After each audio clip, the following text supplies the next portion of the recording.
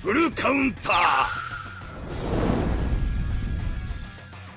Alright lads, welcome back to the Grand Cross video. Two massive characters dropped on the game. A new Merlin, which looks like to be a new type of Merlin, so rip the other three characters. And then we have a new Elizabeth Hawk, which is the red version. So, I mean, bro, I kind of breezed over the actual blue Merlin. She somewhat looks like a decent character towards Barn, but I mean, how much of a character can she be, right? But boys, there's a lot to talk about. So big shout out firstly to the guy, if you're here, sorry I can't remember your name, but on my stream someone pointed out that the actual current Roxy banner lasts 3 weeks, which they typically do that for a reason. I think the X was Execution Zeldris lasted 2 weeks, and that was because 2 weeks later we got a collab. And I'm not saying we're going to get a collab, but my theory of Margot being an accessible unit is still highly likely now for the fact we just got this banner. Could be like the little lead up to the anniversary. So in a week's time we do get the story drop on the 22nd, I believe it is, and then boom, Festival Margaret. I still believe, boys, it might come. Alright, so this is translated by Korean Jesus, so it should be kind of decent here. But let's go over it. So I'm pretty sure, okay, yeah, good thing, because I read it wrong, basically, with the other translation. But let's go over Elizabeth first. So the passive is kind of what makes or break character here. When the goddess heroes are in battle, reduce AoE damage by 10% per goddess hero. Oh, wow, that's massive. So if you have a full goddess race, AoE damage is, you know, mainly for Barn, I guess.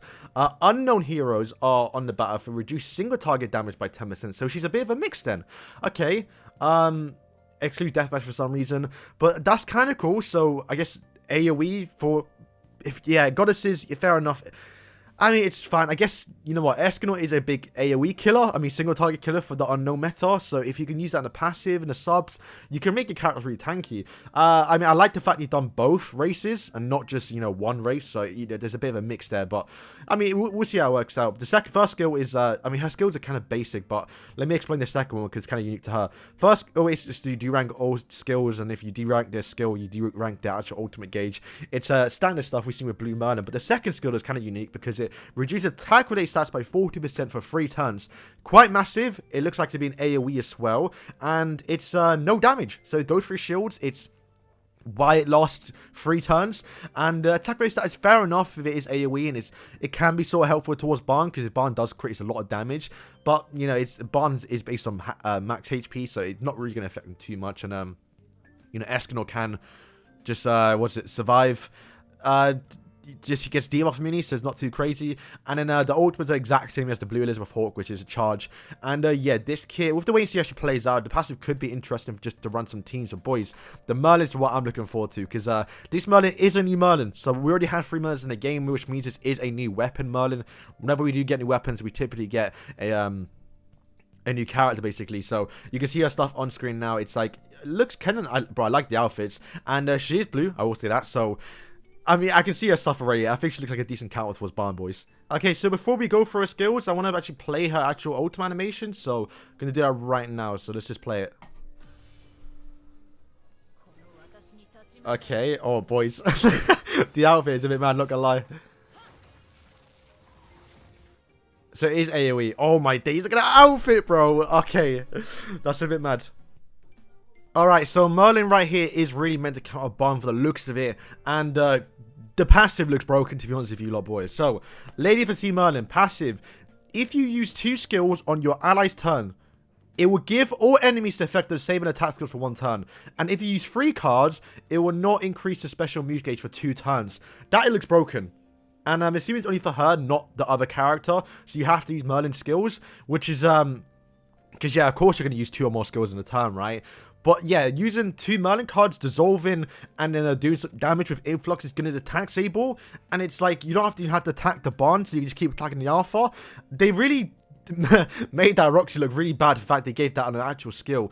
And then, yeah, using 3 skills in 1 turn will not increase the ultimate gauge for 2 turns. This is going to make cleansing like a lot better. So remember, they still can use Red Eastern, so they can just cleanse it, not really a problem. And then, yeah, the first skill is to do Influx, so just the Escanor cards, it's going to do a lot of damage, depending on stats, because this is a new Merlin, which does mean she should have different stats compared to the other one. Hopefully, they are good. Bear in mind, it's not a festival, it's only a 600% banner, or 600 diamond banner.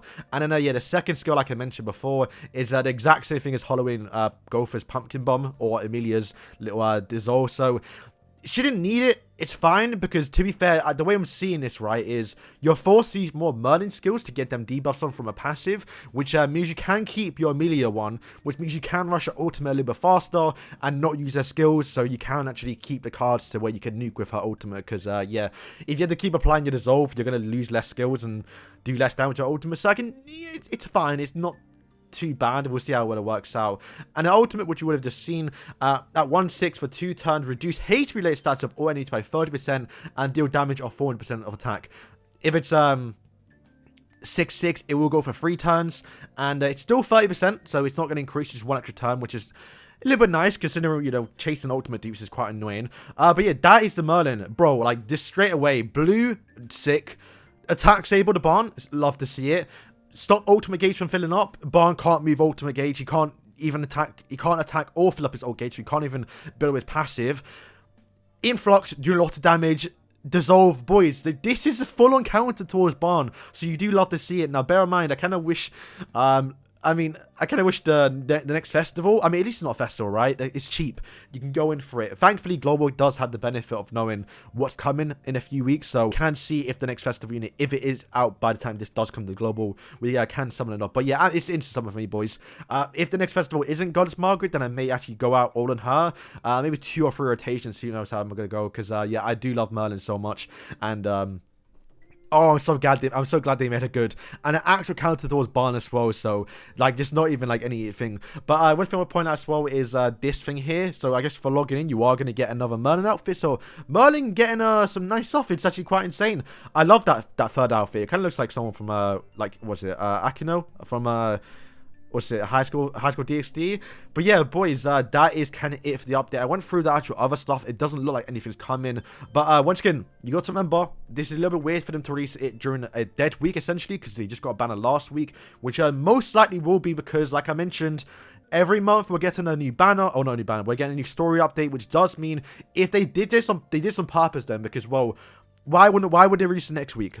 Maybe because they are releasing a story update, which is going to have Goddess Margaret as a festival unit, boys. I'm saying it. If it's true, then it's a bit mad. But it's very strange they did that. Maybe it's not Margaret a festival unit, but I don't know. It's a festival coming sometime soon. It might happen, boys. It might happen. Bear in mind, once again, the actual filler rate for this banner doesn't have any festivals on it, so it's you know, 5 months, boys, since we've seen Merlin and Elizabeth, so they do need to return at some point.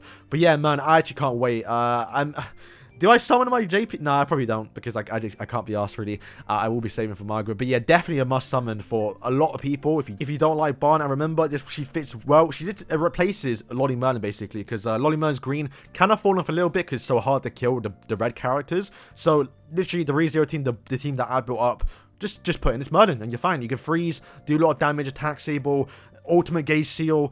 You can't ask, like, HP related stats down as well, so Barn just does less damage and he's easy to kill as well. It's a perfect counter basically. So boys, that is it for today's video. Hope you guys did enjoy it. Should have something out later today, I'm not too sure just yet, but I'm looking forward to it and I can't wait. So yeah, thank you for watching, and let me know what you lot think about the new Merlin and oh bro, the outfits. Well, holy shit. Okay, thank you for watching, boys.